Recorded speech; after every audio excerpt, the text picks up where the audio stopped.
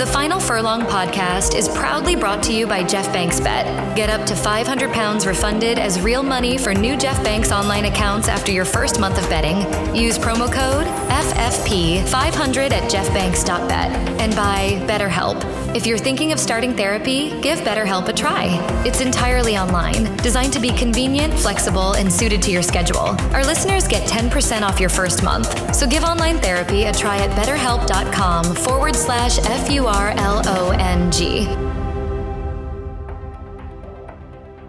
Great to have your company on the Final Furlong podcast as we break down the weekend's racing. A weekend where yet again we landed a massive gamble. 14-1 Lord Melbourne, tipped by Andy Newton and myself on the Final Furlong podcast. And Andy stressed you gotta do the exacta. You should be doing the trifecta as well. The trifecta didn't come off, but the exacta, 174.10 with the tote. If you did the forecast, £118.12 to a £1 stake. It is the second massive forecast that we have landed in the space of a month. Peter Michael had the 1-2 in the Cesarewitch. Two massive forecasts landed in two of the biggest races of the weekend in the last month on the Final Furlong podcast. You need to be listening to the weekend previews right here. Subscribe to the Final Furlong podcast YouTube channel. If you haven't already, hit a like on this video. It's a massive help with the algorithm, and we'll break down all the big racing over jumps with former multiple Grade 1 winning rider and multiple Cheltenham Festival hero, Aidan Coleman. Aidan, welcome back to the show. Hi, Emmet. How are you going? Yeah, good to be on. I want to start with the 2 mile chasers. We've got the return of Marine Nationale to discuss, but Quilixios was sent off a pretty strong second favourite, continues the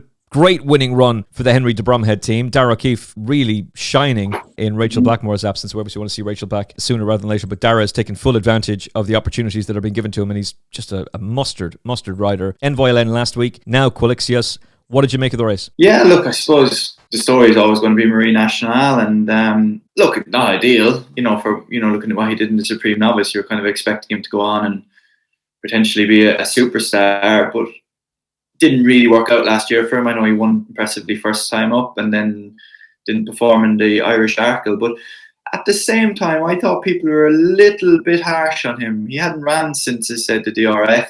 Quilixios, a very, very good horse in his own right. And as you said, Henry is in a rich vein of form. So, everything from that stable has to be respected now. And, look, don't get me wrong. I'm not trying to say forgive Marine Nationale and say he's going to come out and be a champion chaser, but I just wouldn't be writing him off just yet. In a race, at the Festival of March, it does lack a standout performer. I'd give him another chance. Yeah, I can. Third run offenses as well. Well, that's kind of the point, though, isn't it? Yeah. That I did feel he was vulnerable at the weekend, and I did kind of feel like I'm going to be harsh on this guy. The more I've watched it back, I don't think it's his jumping that's the problem. He is finicky at a couple of his fences, don't get me wrong. Yeah, a little bit, yeah.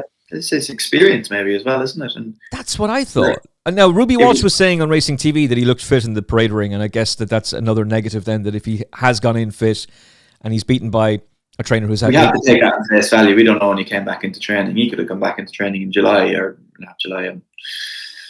April, and then he would be fit, but you don't know. First run of the year, he's had a few issues, hasn't he? Obviously, I would be giving the benefit of the doubt on that run. I'm not sure what people want from him. You want to see him go and blitz the opposition. He was very good in the Supreme Novice, wasn't he? That's the thing. He was great in that, and he beat Irish Point in the Royal Bond, and he was one of the best hurdlers in training last season, to be fair. So the automatic assumption is, look, if he translates that form to fences, he's going to take all before him. He was very good in his chase debut. He beat trees, and he wasn't pressured for the lead, so his jumping never came under any sort of testing at all. But look back at the Irish Arkle. You've got Found to 50, Il était Temp. They both go on to prove they're very, very good. He's right there with them coming to the second last. He's not great over it.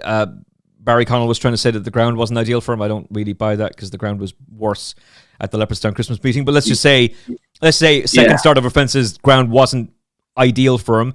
The problem then is, you've got good ground at Navan the other day, so why wasn't he able to go through there? I just think that's only his third run over fences. It's his seasonal debut. You're building him up to Cheltenham. You want to get him right for the Leopardstown Christmas meeting. That's when you're going to see the real Marine Nationale, and shoving him out to 14-1 seems like a slight overreaction for a division that is... I mean, let's just take a look at the betting. It's unbelievably open. You've got, obviously, a horse you're very closely associated with in John Bon as the 3-1 favourite. Yeah, Gallagher, yeah. But let's just go through these very quickly, shall we? John Bon blew up, did very well to get close to going to win on Trials Day at Cheltenham, but didn't win. And ended up missing the Cheltenham Festival. He's wintered as favourite for the Supreme Novice Hurdle and got beaten. Sorry to bring that up. He wintered as favourite for the Arkle and got beaten. It makes no appeal to me at 3-1. I'm very excited to see what he can do, and I think he'll win the Tingle Creek, but no. Gaelic Warrior 9-2. Yeah, he was very good in the Arkle, but he's blown out spectacularly at Leopardstown before that. And then on the other side of it, he's been beaten by Il Était Temps, who he comfortably beat. I know you're a big fan of Il Était Temps, but he had comfortably beaten him at Limerick and at Cheltenham prior to that. So that's a question. El Fabiolo, massively disappointing on his last two starts. He can bounce back. Nurgameen, incredible talent. Had he been fit last season, I'm sure he would have won his third champion chase, but he wasn't, and he didn't. Marine Nationale is now a 14th shot, and Ile Francais is going to be going for a Gold Cup. Jeff was so underwhelmed by the race, he didn't even price up Quilixios.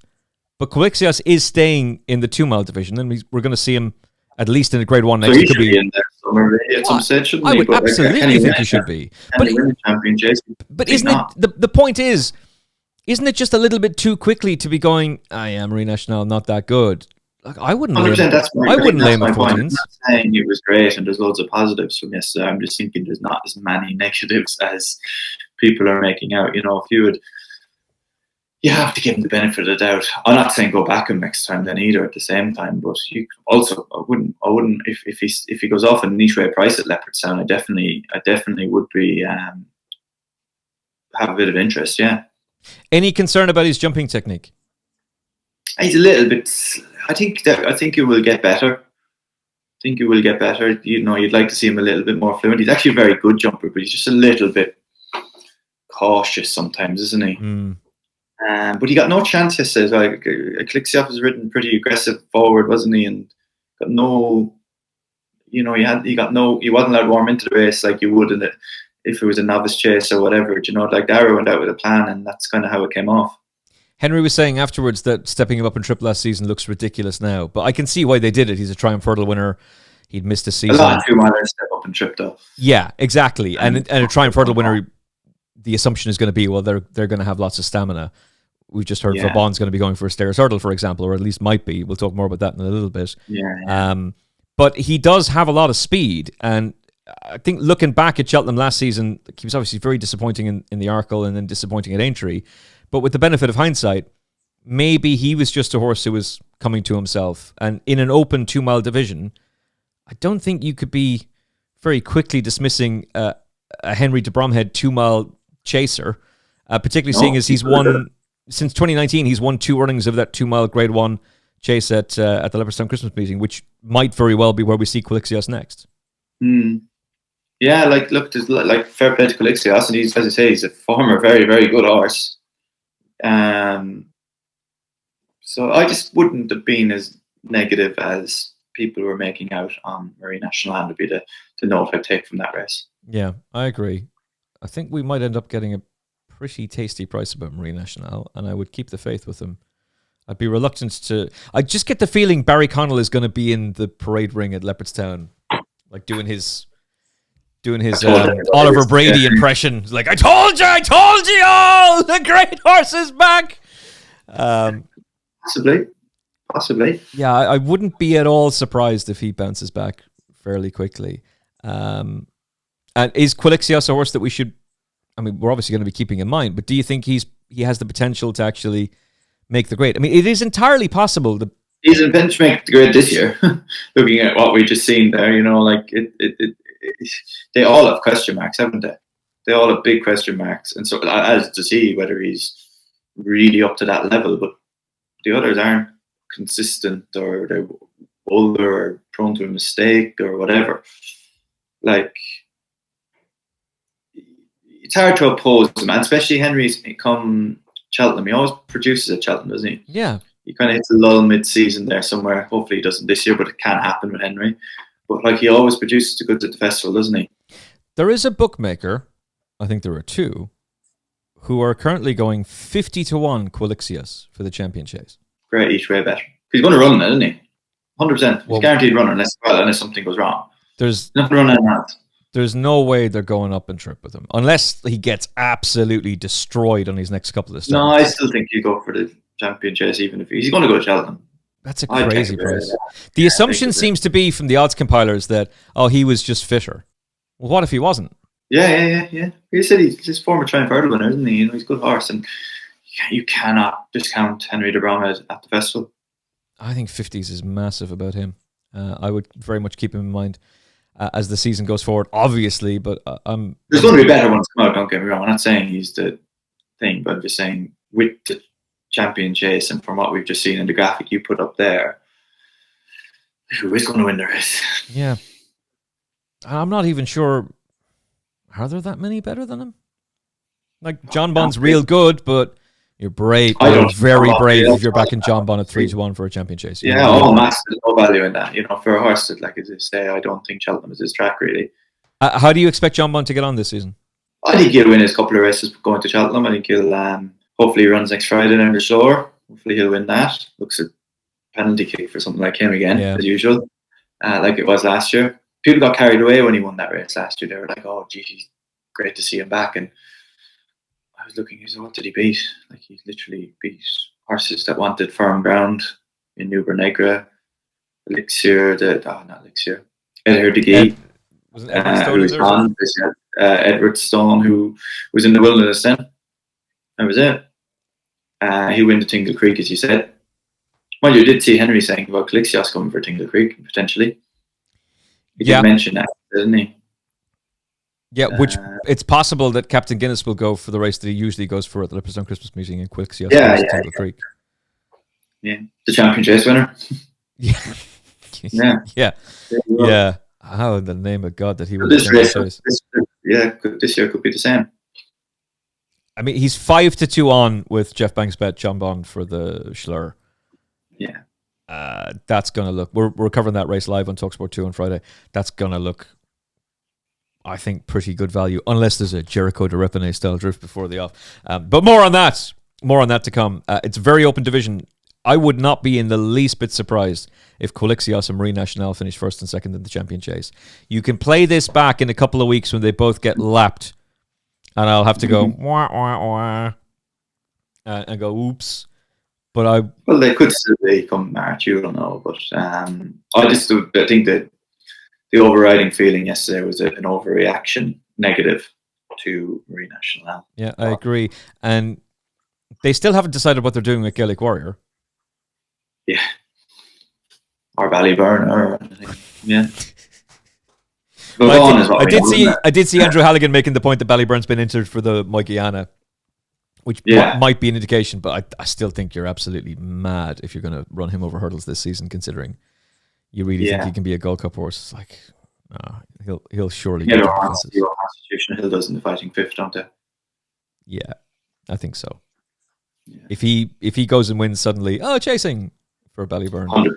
If he blows out, you can see Willie just like cracking the fingers. Let's go for the hurdle races, shall we? Hey, Kennedy, fair play, boy. You said you were going to take all Jeff Banks' money, and you did. 118 to 1. Let's go, boy. Any other big tips coming up? I do have a tip for you. My tip for you is to join Jeff Banks Bet. Use the promo code FFP500, and you can get 10% of your net losses back after your first month of betting. It's an offer you will not get anywhere else. And in an era where it's really difficult to get a bet on and where bookmakers just don't value your custom anymore, unless you're an online casino bettor, Jeff Banks Bet is the place to go. You've got nothing to lose. Give it a go. jeffbanks.bet. Use the promo code FFP500 so you're eligible for 10% of your net losses back after your first month of betting, up to £500. And hopefully we'll land another big forecast on the Final Furlong podcast this weekend. jeffbanks.bet, promo code FFP500. Sign up now. All right, boy, I'm going to do it. Go on the Final Furlong podcast on the Gravy Train, boys. All right, enough of that. Back to the show. Last performance for Quilixios in the Arkle. He finishes stone last, but comes out and wins a big race. The horse who finished second last in the Arkle also comes out and wins a big race. JPR One, stable star for Joe Tizard, is back in the winner's enclosure, winning Exeter's biggest prize, the Haldon Gold Cup. Beat Djelo, a horse that, if you're a regular listener to the show, you'll know how fond I am of that horse, and he was a big eye catcher. But this was a smart performance from JPR One, Aidan. Yeah, really smart. Yeah, he was the winner the whole way, really, in my opinion. Jumped brilliant. Looks a very straightforward horse, doesn't he? Whether he's good enough now going up in the future against some of the better horses in open company, I don't know. But at the same time, when we're just talking about the lack of a standout horse in a champion chase, why can't he put his hat in the ring for something like that? I suppose he's consistent enough.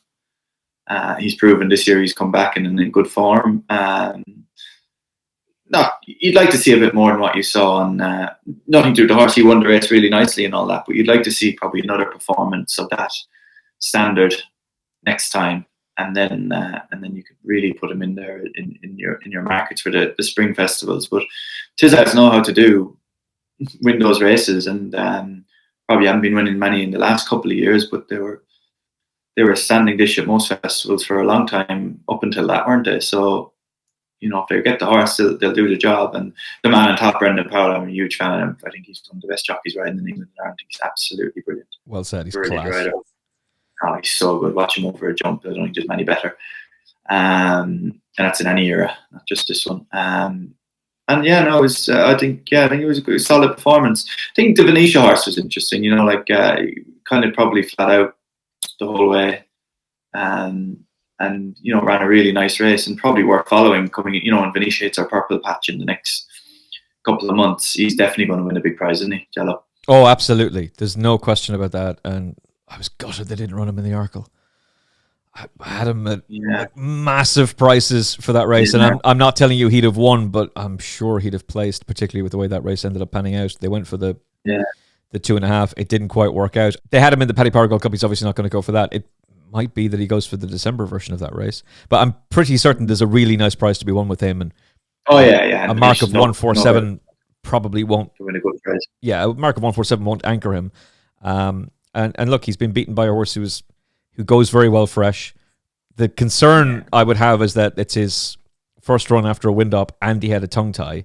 How much of a worry is that for you when the horse has had a wind up, but they're also reappearing in a tongue tie? There's no harm putting the tongue tie on. Tongue tie is like the best aid. Like unless they literally flip over with it and don't go on it. Like there's no harm putting the tongue tie on any horse. You put them on every horse, really, in my opinion. Unless they actually hate the physical thing and they won't go, it's not going to have any negative effect. So I would imagine they're just saying, well, why not put it on? If you know what I mean. Okay. If they meet over this trip, I wouldn't be so sure that the result stays the same way. I wouldn't be at all surprised. I think over further, Djelo would definitely turn the form around. Oh, definitely, 100% further. Because I think Djelo was just out of his comfort zone the whole way, whereas Brendan travelled beautifully and was able to push the button to 3 out, whereas Charlie was a bit out of his ground because he was, if you looked like he was 2 or 3 lengths off the last horse going down the hill after 3/4 of a mile, because he was just nursing him the whole way. I'd say the ground was plenty lively for him, even though he does go on it. And, fast run, 2-mile chase, first run of the season, I think he was just a little bit rusty, but very good horse. Yeah, I very much think so. He's still only 6. I think if I had to bring one on, maybe I wouldn't have a hesitation saying Djelo. Yeah, one I'd prefer to have the rest of the year. Yeah, I love this horse. I'm expecting big things from him this season. Just on jockeys, what is it about Brendan Powell that you say he's not just one of the best jockeys around now, one of the best jockeys of any era? I just think you just watch him. He's just so neat. His hand. Just watch him up the straight in that race, or watch him in that race. It's a good kind of advertisement for him as a rider. That's how he looks in every horse being ridden, and not to 100 or not to whatever that race was the other day. He's such a natural. He's just my type of rider, quiet rider, natural, lovely hands, and just keeps it really simple. He just rides a really, really nice race, and he looks the same on every horse he rides. It's very, very rare that you're looking at Brendan Powell and going, why are you in that position? He's almost always tactically in the right position, no matter what the pace is in a race. Because he listens to the horse. He's very much a horseman. Even though he's a stylist as well, he's just everything. He's just all on. Just watch him ride up over the last 4 fences on that races with is my kind of example of why he's so good. Yeah, I think he's a class act, and I think he's going to have a big season as well. I think the Tizzards are going to have a big season, hopefully. Hopefully, great. Yeah. Touch wood, hopefully he stays fit too, because he deserves a big season. Let's go and chat about Farren Glory. Grade 1 winning hurdler. Obviously had that awful fall on Boxing Day, St. Stephen's Day, that pretty much finished Sean's challenge to be champion jockey, but he gave it a real good rattle, to be fair to him. Farren Glory, though, is a bleeder. And the question then is, a little bit like economics, it will happen again. So you have to proceed with caution. He was a red-hot favourite at one point for this race. 5's on, drifts out to 6-4 on, but has the benefit of the experience and goes and wins pretty well. Yeah. Like, I just have a thing with bleeders, and it's not like, look, from riding, I suppose it's the same as one thing. Once a horse is bled, it's very hard to ignore for future runs. Economics being the main example of recent times. Like, he bled in the Dante, and then again he bleeds in the Champion Stakes, and it's they don't always bleed afterwards, but it's always going to be there. That's my opinion. It's just always going to be there, and that's a very good horse. Like, he probably would have won, obviously, a Boxing Day in Aintree when he fell. He really put in his place by probably a very good horse at Exeter, doesn't he? Yeah, I'd say so. Probably a very good horse at Ascot. Obviously, you're looking at one of your Arkle potential favourites, isn't it? And to be fair, some of Gordon's horses have been a little bit slow to come to hand at the start of the season for whatever reason, but I mean, we've already touched on Marine Nationale this season, and he's won a Supreme Novice Hurdle, absolutely destroying in the pocket in the process. And he was obviously a horse that a lot was expected of last season, and things didn't quite go to plan. It might very well be that it's going to be the novice chasing division, but it might very well be that we've seen the Arkle winner already. Easily, yeah. Like, again, back to what I said earlier, Henry and the Arkle. 2 mile chasers, and the horse is very impressive, Exeter, wasn't he? Yeah, massively so. Very, very. And considering Farren Glory's coming out like literally 2 weeks later, isn't it?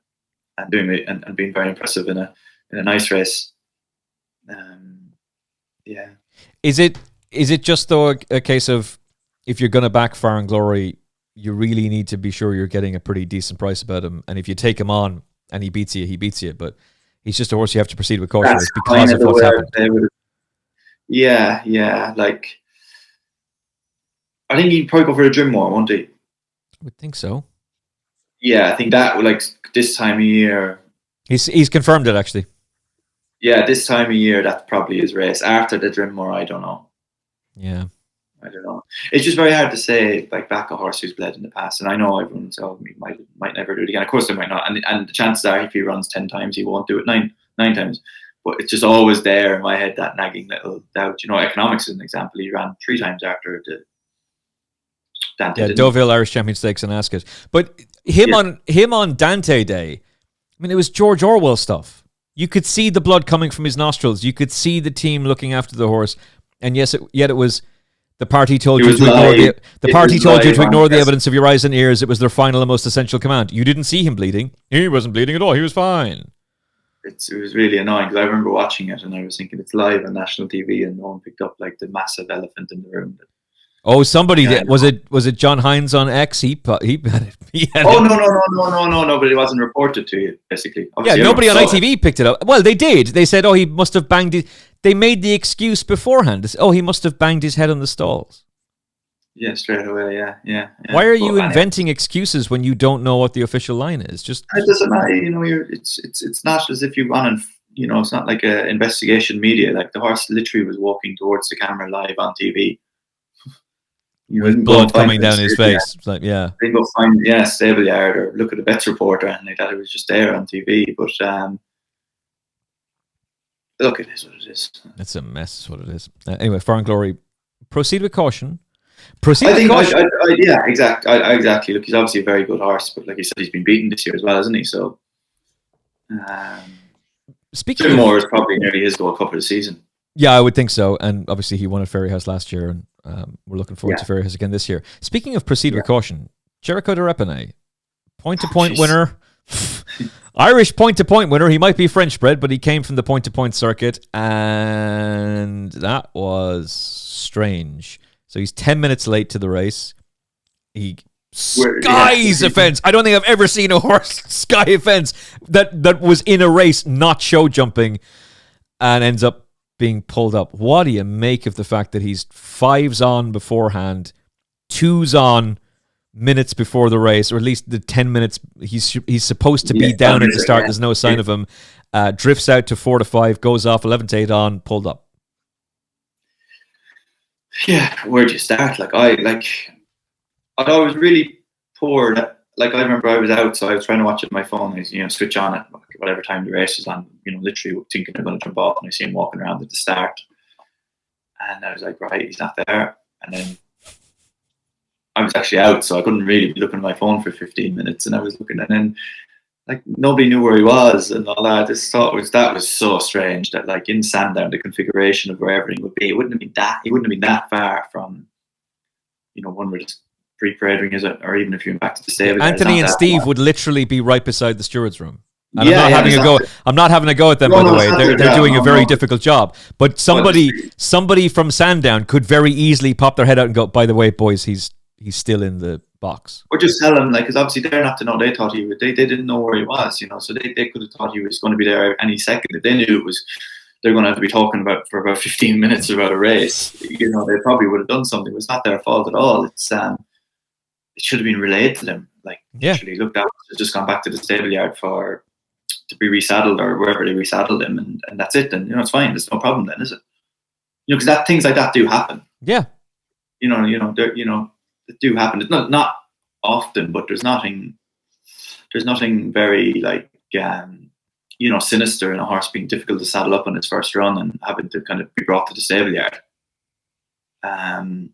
But it should have just been relayed, so everyone was guessing where the horse was for 10 minutes. It was pretty it's quite strange, really, because it's you got your best horse of the day running and nobody knows where he is. And they saw him, it was weird. And then as far as the race goes, well, it was just a disaster. It's just, where'd you go from here is the thing with him. What do you actually do? When Nicky was saying after the race to Anthony, and I thought fair play to him, Nicky is very good with those interviews. Sometimes Nicky can say a little bit too much. Sometimes he doesn't say enough. But I thought this was just right. He got everything spot on. He was saying he was a nightmare to try and saddle, and that's never happened before. Which is, knowing the Hendersons, that would definitely, if that horse had ever been difficult before, that saddle would have gone out an hour before the race, and whoever Nicky's travelling head person was there, Richard, probably would have went to the stable yard and just did it by himself quietly.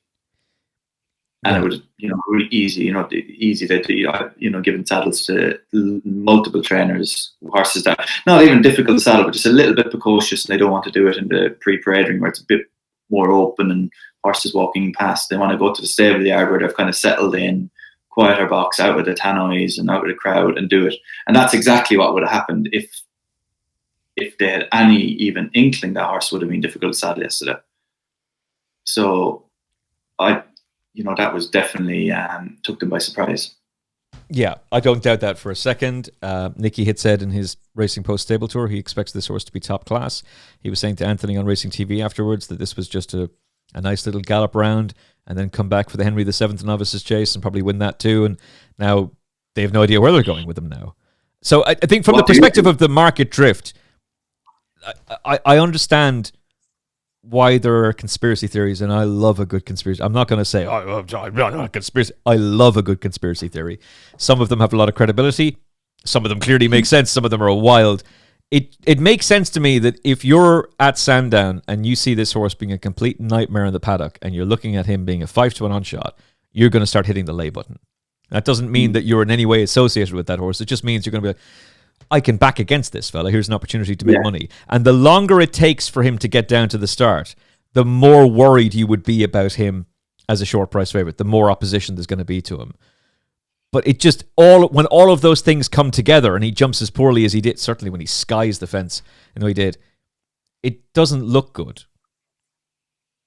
No, it doesn't look. No, it was a very perplexing whole experience from not knowing where he was to then the race. Like he jumped the first fine, the second, obviously, as you said, and then he was fine over the next few. And then whatever happened at the railway fences, he looks like he did look like he's or whatever. I think he will be a chaser down the line, but he probably, when he went up and comp in class last year, he pulled up. Be it Nicky's horses were ill or whatever they were, but not actually done a lot to prove other than stable talk. Yeah, to prove he's good horses. That's a very good point. I know in hindsight, some of his hurdle form did work out quite well. Certainly, he's 100%. He's like Secret Squirrel's a really nice horse. Lump Sum has obviously come out and done very well. But nice horses, yeah. We're not talking about Grade 1 winners though. No. And anyone really? No, look, he's obviously a very nice horse. Don't get me. I'm not saying he's definitely not, but he was the second coming before he ran yesterday. And now I don't know what they're going to do with him now. They're going to have to find another novice chase, aren't they? And then kind of start again, aren't they? It's up against it. Yeah, very much so. You could run him quick after yesterday, mind if he came out of it. Okay, he didn't have a race as such. Probably no harm to run him quick if he was that fresh that they couldn't saddle him. Probably no harm to get him to the races as quick as possible. If there's a race for him. Yeah, if there's a suitable enough race for him. But it's not exactly Nicky Henderson's modus operandi to turn a horse out super fast after crazy exploits. And I can see why they turned him around and ran him in a race next week and it didn't work out. Then you're really struggling, aren't you? So it's easy for us to say, run him again, do this. But if it doesn't work out, then he's got a horse with a lot of potential. You need to be careful at the same time. You need to see him reach that potential, and rushing is never probably the right way of doing it. Yeah, I'm going to take a positive view of this. I think we're going to end up getting a bigger price about Jeriko De L'Isle than we should, because a lot of people are going to look at him and say, "Oh, that guy was a nightmare the other day. He was sent off a long odds-on favorite. He's uneasy in the market. He skies a fence. He will win his next chase. Yeah, I could say it now. He will win. Absolutely. He is a stone. I don't care what the opposition is. I do not care who he's facing. He's a solid moral next time out, because there's no way Nicky Henderson's going to let him on a race course unless he's going to go and win. Yeah, exactly. And his jumping, although he skied the ditch, he didn't actually jump. He jumped the majority of fences pretty well, bar the two. And you could say one was that ditch at Sandown, which horses can do it at, yeah, definitely. And the other was, I think he could have slipped. So I said, this next time that horse runs, he will win. Okay. All right, Jericho De Reponet. We could talk about the first and second. They're both nice horses. Classic Anthem's he's a nice horse. I had real high hopes for that fella. He had the whole way he had the whole back of the last of the line to pass the other horse. He couldn't do it. Not that he didn't want to pass him out. It just looks like he's just not as strong a finisher as you'd like him to be. Yeah. Hence why he's not probably going up a little bit better in grade as we were speaking. Yeah, exactly. And I had such high hopes. He was produced to win, and he just didn't go through. He didn't win round. The other horse kept pulling out, to be fair. It's a little bit like Danielle at the weekend. She had every chance to win her previous start, and she just didn't go by Max Vega, and that made me think you're going to be a vulnerable favourite the next day, and sure enough, that's what happened. But I backed the wrong horse. I went for the Godolphin one. Anyway, this is a paid advertisement from BetterHelp Therapy Online. What are your self-care non-negotiables? Maybe you never skip leg day or therapy day. When your schedule is packed with kids' activities, big work projects, and more, it's easy to let your priorities slip. Even when we know what makes us happy, it's hard to make time for it. But when you feel like you've no time for yourself, non-negotiables like therapy are more important than ever. If you've ever been in therapy, then like me, you know how beneficial it can be. But it's not just for those who've experienced major trauma. It's helpful for learning positive coping skills and setting boundaries. Therapy empowers you to be the best version of yourself. If you're thinking of starting therapy, give BetterHelp a try. It's entirely online, designed to be convenient, flexible, and suited to your schedule. Just fill out a brief questionnaire to get matched with a registered therapist and switch therapists at any time for no additional charge. With almost 5,000 therapists in the UK already, BetterHelp can provide access to mental health professionals with a wide variety of expertise. Visit betterhelp.com/furlong today to get 10% off your first month. That's BetterHelp, HELP.com/furlong. This is a paid advertisement by BetterHelp. Give online therapy a try at betterhelp.com/furlong to get 10% off your first month and get on your way to being your best self. The Grand Sefton goes to David Pipe. It's the resurgence of David Pipe. This is what we love to see. on the Final Furlong podcast. A massive David Pipe fan here. Hopefully we'll have David back on the show very, very soon. I was backing against him because he can't just cheerlead for a trainer or blindly back their horses. I used to try that stuff. I used to just go with the trainer I liked because I would hate it if their horse would then go and win and beat me.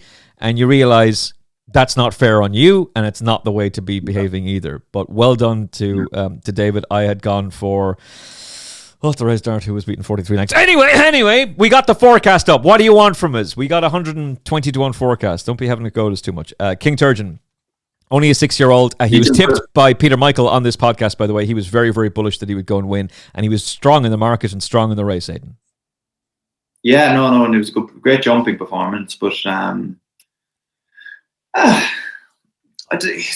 hard to talk about these races they're just chases now, aren't they? Thank you.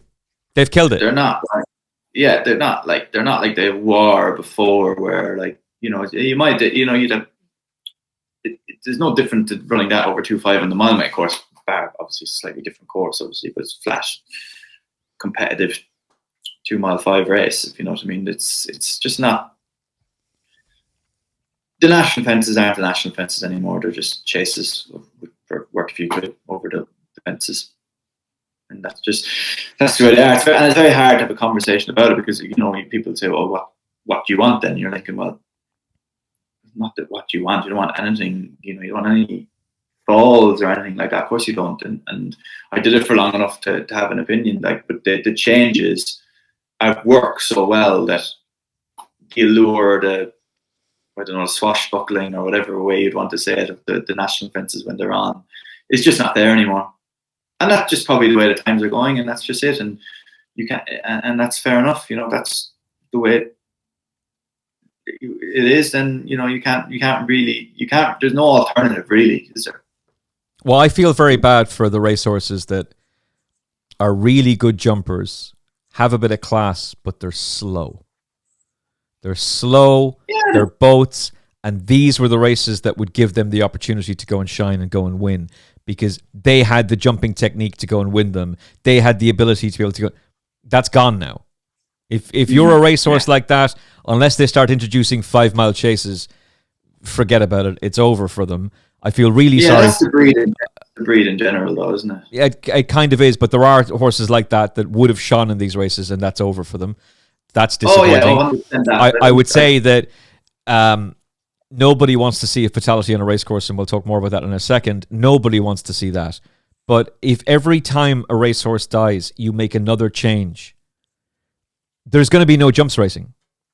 And for all that the Jockey Club are trying their hardest, if there's one thing Donald Trump's election teaches you, I don't care what your politics are, establishment media is dead, and so is the woke ideology. Nobody cares anymore. What they care about is themselves and who's going to do what is right for them.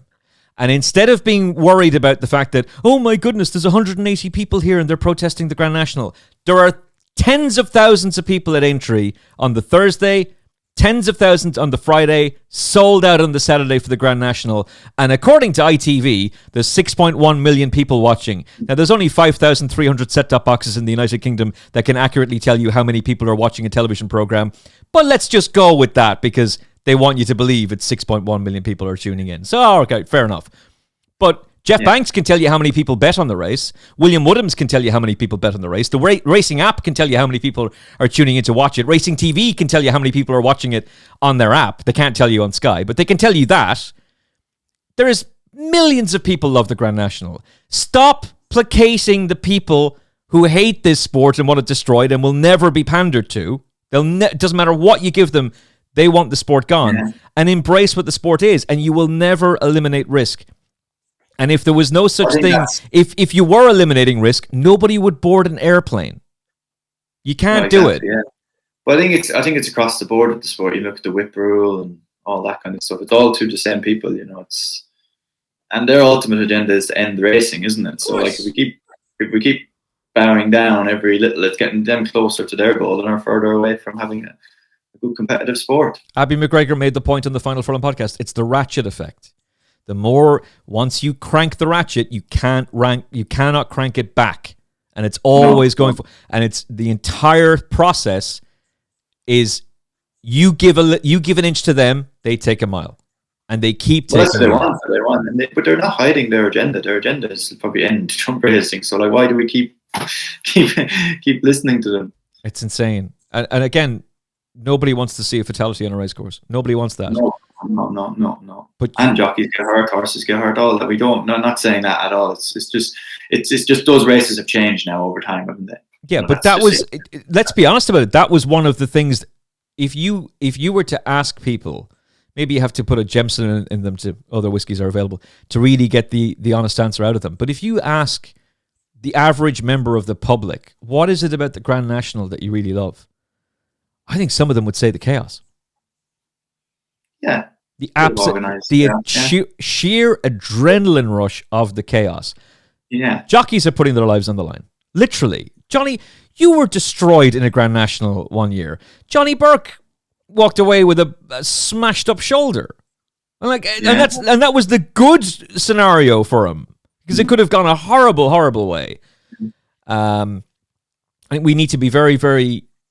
There needs to be a little bit more standing up for ourselves and saying, hey, listen.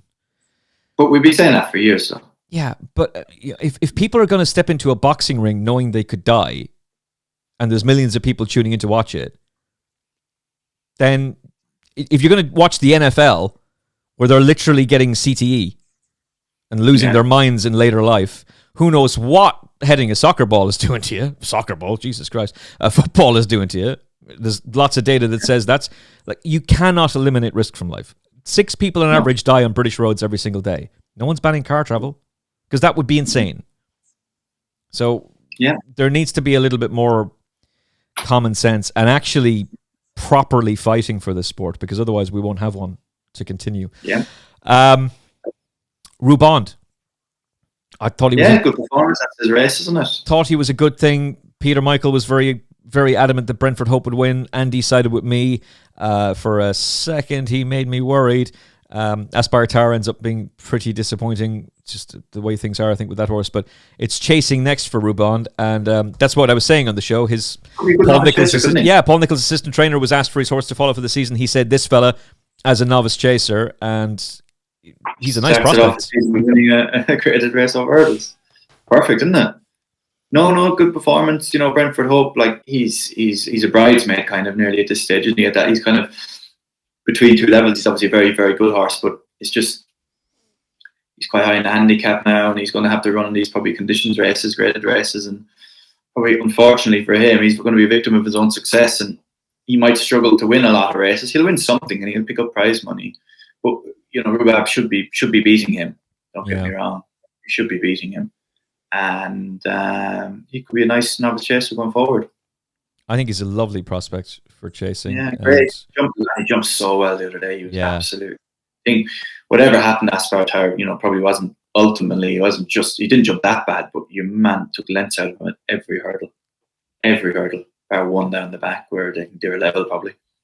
Second year in a row where he's won both of those graded novice hurdles, the one at Kempton, the listed race, and now this one at Wincanton. Novice chasing next for him, and he's going to be a really nice prospect for the Paul Nicholls team. Best of luck for them. Speaking of a nice prospect, John O'Neill was saying that Mr. Megrit is the best horse he's had since Synchronized. Yeah, well, you have to, from what we've seen, where he won Carlisle, Aintree, and he won somewhere else in between, didn't he? Was he Toxer or something like that? Somewhere else, but he literally bolted up every run he's had, so you're going to have to take John Joe's word for it, but the horse is visually very, very impressive on the racecourse. You can't fault anything what he's doing, what he's beating and anything that we don't know, but at the same time, he is literally trashing them, isn't he? Yeah. Yeah, he's not just winning; he's winning very easily. I know he was really disappointing at Aintree in the bumper, but I don't think that's the story. The story is he was the 15-8 favorite. That race can do that though, at the end of the season, and exactly. Trevor family like a runner there and all that. And as long as the ground is safe and there's no risk, then you'd have to go. The horse is going to have 3 months off after, or 2 months off, in the field afterwards. So why not? so I never really kind of hold an Aintree run against the horse. Yeah, I agree. You know, Shallow You think hurdle. what favourite for the as well? Yeah. So But the fact that he was sent off 15 to favourite, that's the real talking point there, because clearly he was fancied. I just think at the end of the year, young horse, I never really I'd never hold it against the horse too much that time of year. Yeah. Because as long as the ground is safe, they know that horse is going to get looked after if it's not happening, and he's going straight on the field the next day. Yeah, John Joe Jr. barely had to touch him. It's Chello hurdle next, so whatever you do, don't back him in any of the anti-post markets for Cheltenham, because if he wins the Chello, that's curtains for the Cheltenham Festival, but it'll take a good one to stop him in the Chello. Yes, we haven't seen one just yet. Well, it's so early, you wouldn't expect it at the same time. But he's a good benchmark for if you have him now as a favourite for that race, and you kind of compare all the potential other runners for it, he's definitely up there. Yeah, I completely very agree. Good horse. Again, we don't know. He hasn't we don't know what he's beating, but when he's won, he's been very impressive. Very much so. Saint Sam has flattered to deceive on more than one occasion, but when he's good, he's very, very good, and he was brilliant in the Clonmel Oil Chase. Yeah, that's kind of Saint Sam's kind of race, isn't it? A race he can kind of bully and boss, and he doesn't really get any pressure from the other runners, and he'd probably mop up them type of races all day long. But when he goes up into the hardened, graded races where there's a couple vying for the lead or whatever, he is vulnerable then, isn't he? Yeah. But I'd happily side with him all day in races like of that nature, like the Clonmel Oil the other day. I think there's any race like that is tailor made for him, isn't he? Small field, probably lacks another strong pace angle, and he kind of likes that kind of stuff, doesn't he? Well, maybe the best way of looking at him is for the county hurdle, he sent off a 33 to 1 shot. But prior to that, over hurdles, he was a 7 to 4 on shot. He was even money in a grade 2 hurdle, the Boyne hurdle at Navan. And even money to beat any second now. He's 9 to 4 favourite to win a grade 3 chase. Racks up a sequence of wins. Was very disappointing at Ferryhouse in a grade 3 chase there. But he's a 20 to 1 shot for the grade 1 chase. Where at Punchestown, where he's 34 lengths beaten by Banbridge. He was well fancied at Listowel, where my old favourite Easy Game, the winning most horse at William Mullins Yard, I'll have you know, comes out and wins. He's, again, really strong in the betting for those small field contests and lesser grade races, and he goes and wins them. But once you're back into the grade 1 or a bigger field, suddenly he's vulnerable. He just comes up a little bit short, but he's a very good horse in his own right. He's just probably not up to the level of those other horses, and that's where he is in life. But as long as he can win a couple of races like he did the other day every year, he's had a good year, isn't he? He'd be a stable star for most people, to be fair, and it's going to be interesting to see where Willie decides to go with them, and we shall see. This is just complete insanity, and we're gonna put this up. This was Chelmsford on Saturday night. For those who are watching on YouTube, I'm going to play this clip from the Racing TV X account. This is one of the craziest things I've ever seen on a racecourse, Aidan. And I don't have any problem with the fact that it seems to me like this is very, very slow to play for whatever reason. Of course, there's a technical difficulty. Why would there be anything other than a technical difficulty? But it seems to me like a technical issue with a tractor. All right, tractor breaks down, gears don't work. I don't have any problem with that. There's not a whole lot you can do about that. Why is the flagman at the final bend? Why is there not somebody there warning the jockeys miles beforehand? I mean, this is absolute insanity. And how difficult, Aidan, is it to stop horses like that when they're, as Tim Carroll said, when they're basically going, the taps are fully turned on and you're going full pace? It's probably the hardest part of the race to stop it, because earlier on they're probably just trying to get them relaxed. Just before they had to pull the anchor up, all those lads are probably giving a click and giving a squeeze to their horses, just about to ask it for maximum effort when it turns in. And then all of a sudden, you've got literally a wall in front of you. It's crazy that this happens in this day and age. But there's probably not a lot in, you know, a protocol to stop something like this. This could happen, like, you know, a tractor, in a track like all those other weather tracks, you don't have a lot of time to get this, you know, in the grand scheme of things, to get the stalls off the race course. You know, like, you just have to. I know it's not a particularly big job. You hook them up and you drive them away. But if something goes wrong with the tractor or even the stalls or whatever, that they can't be moved off the race course, then all of a sudden you've got no time to do anything. You need to have people, like, for those jockeys to be warned earlier, there need to be someone down the back. But, like, why would you have someone down the back straight in every race in case the tractor breaks down or something, if you know what I mean?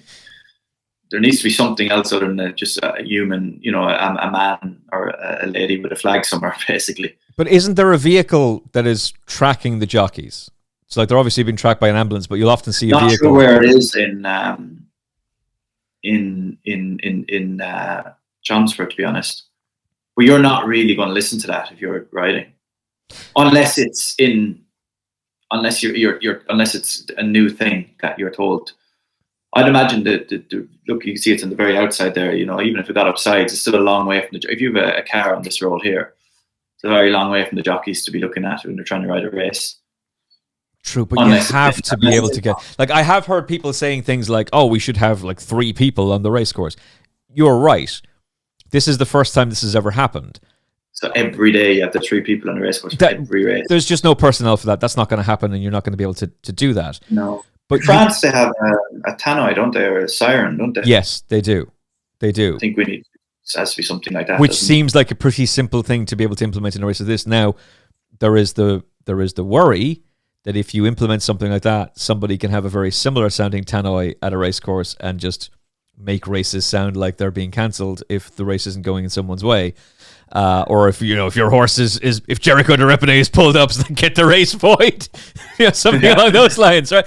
Obviously, there would be shenanigans could be pulled, but you can't. There is no way you will convince me that you could not have had a flagman at the previous bend, as in get him in a car driven off the side of that track over so that he can warn the jockeys beforehand. Like, it is too late. You are warning them way too late. And if it wasn't for the fact that they responded as quickly as they did and the horses were willing to stop, that's utter mayhem. It's a miracle somebody wasn't thrown into those stalls or a horse didn't go flying over a rail. Could have been so bad. Like, literally, like it was so close to disaster. Like, it's ridiculous, really. It's far too close, and it's a miracle actually something didn't happen. You had multiple horses there, and all it took was one of them to hit the stalls or whatever, and to get a horse and jockey hurt, and they all managed to pull up just in time. It's fair play to the jockeys now. That's that's jockeyship and all that, and a big pat on the back they deserve.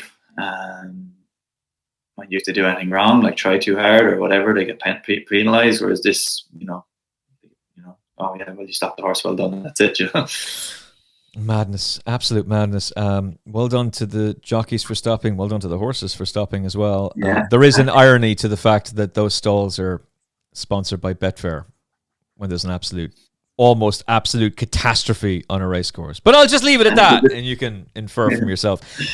Look, Ross Millar has been a regular guest on the show. We love having Ross on the podcast. He's a great pundit. He's a lovely guy as well. Ross suffered a horrific injury, which he talked to us about years ago. He's lucky to be alive, but he loves horse racing, and I think the Final Furlong podcast posse have developed a real affinity for Ross, and certainly have been really, really moved and fascinated by the story of acquiring Roger, getting this horse from Eastern Europe and bringing him over. It's an incredible story, and for it to end the way it has is just brutal. It was really, it's going so well as well, wasn't it? He was going a lovely race, the horse.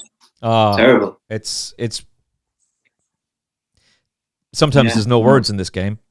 No, it was terrible, and it was like, look, he's putting in a great performance, wasn't he? It's all irrelevant now, but jumping well and running a lovely race, and then that's what happens, isn't it? It's, as you say, there's no words. It's cruel, isn't it? So yeah. the positives, jockey's okay. Yeah. Ross gave he put up an update on X, which I thought was excellent. He somehow managed to get the words out, and as always, incredibly eloquent. He's one of the best pundits in racing, but very, very pragmatic about it as well. That they obviously wanted more memories with him. They wanted to be able to have a lot more time with the horse and be able to enjoy things a bit more. And unfortunately, that's been taken from them. But an incredible experience. They gave Roger a great life. That horse did not have an easy start in the world, but he was given an incredible life. And his yards, like the Hobson yard, they're great. They're fantastic, and it's devastating for them because they don't have that many horses. If this was maybe it's colder to say if it's a bigger yard, it's easier for them. I don't think it's easy for any stable at any point. I think if every big yard has the lads and lasses on the ground that look after particular horses, so it's horrible for it's brutal. Everybody. Really. Whether it's a big yard or a small yard, the stable staff who worked with that racehorse every single day. There's work riders who worked with that horse every day. They all had a finish for them, and once that horse is gone, that's a massive hole in their lives. And look, it's going to be a terrible hole in Ross's life, and a terrible hole for everybody. And I know a lot of the Final Furlong podcast listeners got involved in the ownership of the horse, and I'm so sorry for you. That's cruel. It's brutal. There is no easy way of spinning it. I think anybody who tries to downplay it and say, well, didn't you have a good... No, it's awful. It's a terrible loss. Yeah, it's just... And all I can say is I'm really sorry for you. And so sorry for Ross, and obviously more sorry for Roger. But I hope the memories of him will live long for you. I hope that if you did get involved in the Oldie Allowances Syndicate, that while I'm sure you're devastated now and really hurting now, that you want to be part of something like that again. And I could understand why you wouldn't want to be, by the way. I could understand why people would want to take a break from racing for a little bit after something like that. It's bloody awful and it's devastating. But try and, if there's any way of looking at the upside, any way of looking at the positive, Roger had a tough start to life.